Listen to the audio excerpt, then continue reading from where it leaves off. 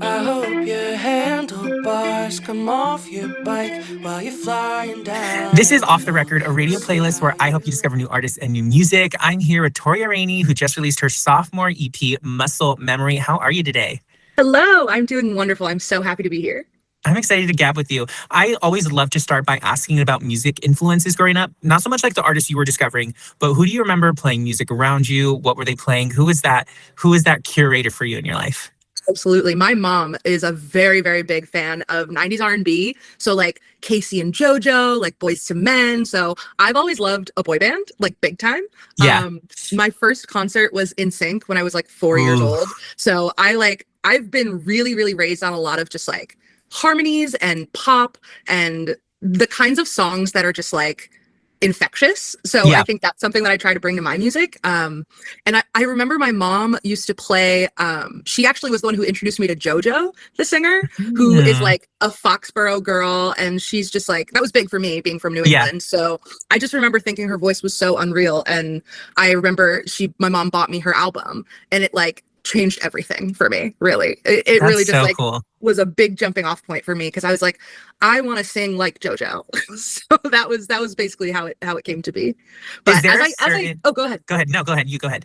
I was just gonna say, like, as I got older and I kind of got to like pick what I wanted to listen to, and it wasn't necessarily just my mom's influence, I started really getting into like pop punk, pop rock, like Fall Out Mm. Boy. So it really does like run the gamut, I think, my influences, but my mom definitely started me off right with Casey and JoJo and Boys to Men. Yeah. Is there like a particular song? Like everyone remembers their parents like claiming to a song. Did she have a song like that? All My Life by Casey and JoJo. Oh, That one was really That was a good one. And it's like that's still to date one of my favorite yeah. songs. I think it's so beautiful. And it's so funny. It starts with like this a cappella like baby baby baby baby baby baby baby and it just like keeps going for a really long time and it's really funny. And I'm like that's genius. Like to start with something that's just like an a cappella little harmonized riff, like that is speaking my language. I love it. I love it. Well, let's talk a little bit about Muscle Memories. What was it like putting this project together? Was the original intent for an entire EP? How was it kind of birthed?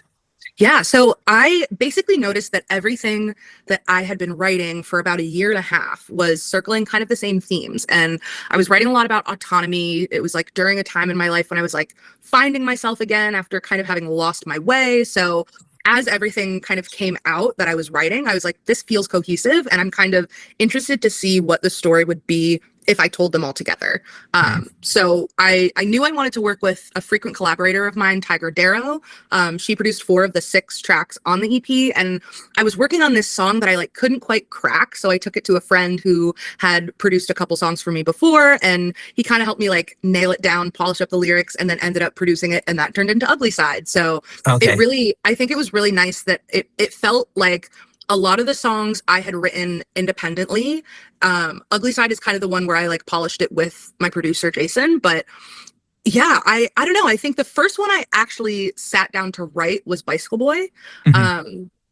And that kind of was like the first one I wrote. It's sort of about like the origin wound, kind of the first time that my autonomy was really taken from me. And I call it a very sunny song about the worst thing that ever happened to me. Yeah. Yeah. Which is really cathartic. And I think the other songs kind of came pretty naturally after that. I think Mhm. once I kind of unlocked whatever I was like being like pushing up against, I Yeah. kind of was like, oh wait, I have a lot more to say here. Yeah. What is like the kind of care process like when you're talking about such topics with yourself, going through these things? How do you do that care process, and what tips or advice would you have for an artist who's kind of writing in the same vein? I would say it takes a lot of fearlessness. I think that's one thing that I've kind of been working on is being less afraid to say what I actually feel in plain language and not necessarily hiding it behind any sort of like flowery poetry, but kind of Mhm. like actually just plainly saying how I feel, I think has been really helpful. And the other thing that I would say for advice would be to like trust yourself. And Yeah. that's something that I'm like actively working on in my personal life and in my music is to just like learn how to trust myself more. Mhm. But I think when you're writing about topics that are so personal, it's like you need to believe that you're the authority on your own emotions. Yeah. What is your writing process like right now? Um, Honestly, I try to write a little bit every day, but most of the time, like when I'm working on a song where I'm like, oh, I started this and I feel really good about it, I'll just like block out a couple hours. A lot of the times I'll put together like a really lo-fi demo on Logic, whether it's like using some splice samples or something like that, that just kind of like gets something going. And then I'll just write to a loop for like 3 or 4 hours. Like I really will just hammer it home and like figure out exactly what I want. I record everything. That's another big tip. Yeah. Record everything. So you never like lose that genius idea where you're like, oh my God, I had such a good melody and like I don't remember it. And like that's why you record. But yeah, my writing process, I think I tend to go lyric first. Okay. A lot of the stuff that I write kind of starts as a poem. And even in the cases where it doesn't, it's like the lyrics and the melody come together. And then kind of the rest of the instrumentation and production is like a second step for me. Let's talk a little bit about the production. What was it like putting the project together sonically? Yeah. So this project actually has 3 producers that I worked with, Tiger Darrow, Jason Giuliano, and Sabrina Song. And Tiger and Jason I had worked with before on a couple of my other songs. So I was familiar with kind of a nice way of working with them. It felt very natural. And then with Sabrina, it was kind of a serendipitous connection where we had been linked maybe like a year and a half ago while I was working on my song Glenn. And I initially really wanted to work with her, but our schedules didn't line up. And then it kind of just like serendipity. I texted her and she was like, wait, I was just going to reach out to you. Like I'm taking on more production clients. I'd love to work with you. So I'm just really grateful that this project has like so many fingerprints from other people that I really admire. And I think the other stuff about production is like, you know, Ugly Side has live drums and the Scene of the Crime has like chock full of strings and there's vocal layering on everything. So I think I got to really experiment a lot with the production on this one, which is really, really fun. That's fun. Is there a lyric or line from the project that you come back to often and is like, that's the one I cooked on? That's a good one. I think it might be... I think it's probably in the intro, in the Scene of the Crime. One of the lines that I had written is memories don't ask for permission. And I think that kind of like sums up a lot for me, where you're kind of at this point where it's like, oh, like I've lost my autonomy and I've lost myself as a whole.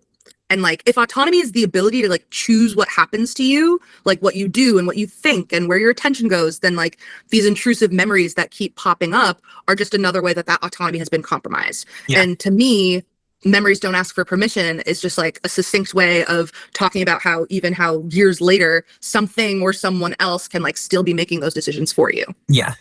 And then is there any songs that hit the cutting room floor that were like so close to being on the project? Ooh, yeah. It's funny because I feel like yes and no to that question. The song Theseus actually started as a totally different song. It used to be, and this is kind of silly, but it used to be a song that I was calling Shark Song. And it was kind of like a demo about a shark who is so self-aware that it's painful. Wow.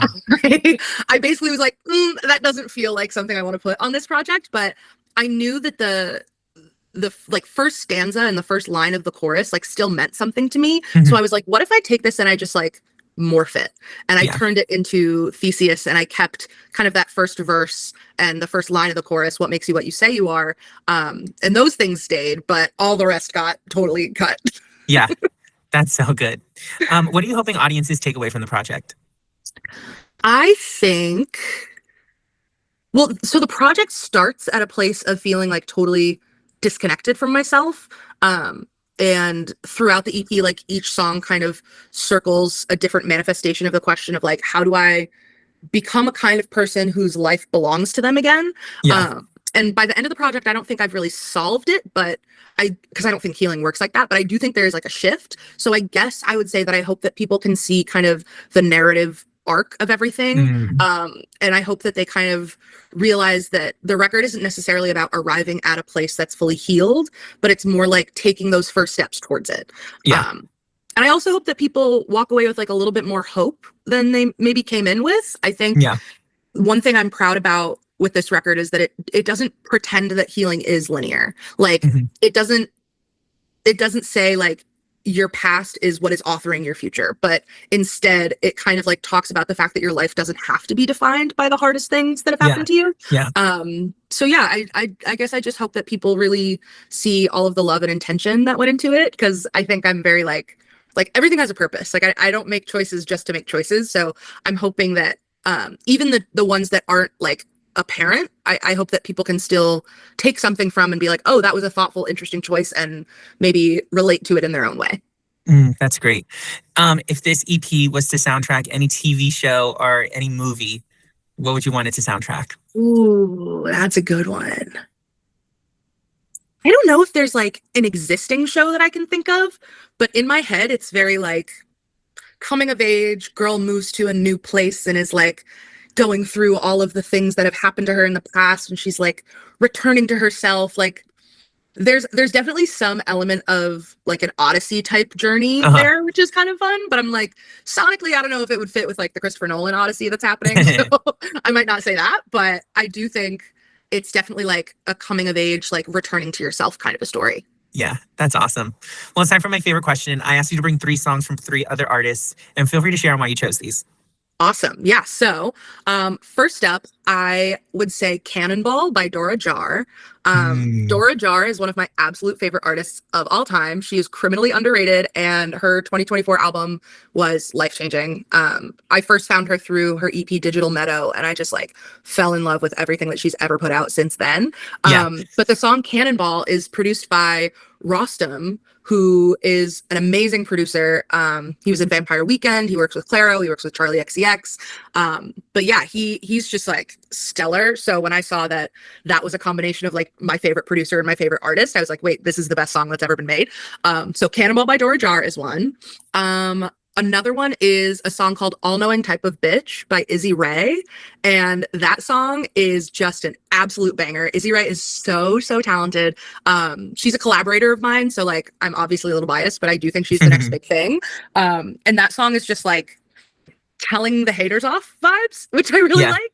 And then the other song that I would say would be Snake the Drain by Devin Again. And Devin Again is about to blow up because she is opening for Olivia Rodrigo. So that's really big and I'm really excited for her. But everything she's put out is a hit. And her latest, Snake the Drain, is one that I heard her do live a couple months ago. And I've just been like waiting for her to put it out ever since. That's so good. That's a nice lineup right there. Thank you. Well, Toria, thank you so much for coming and chatting with me today. Of course. Thanks, Isaiah. This was great. All right, everybody go stream Muscle Memories. And here's my favorite track on the project. This is Bicycle Boy.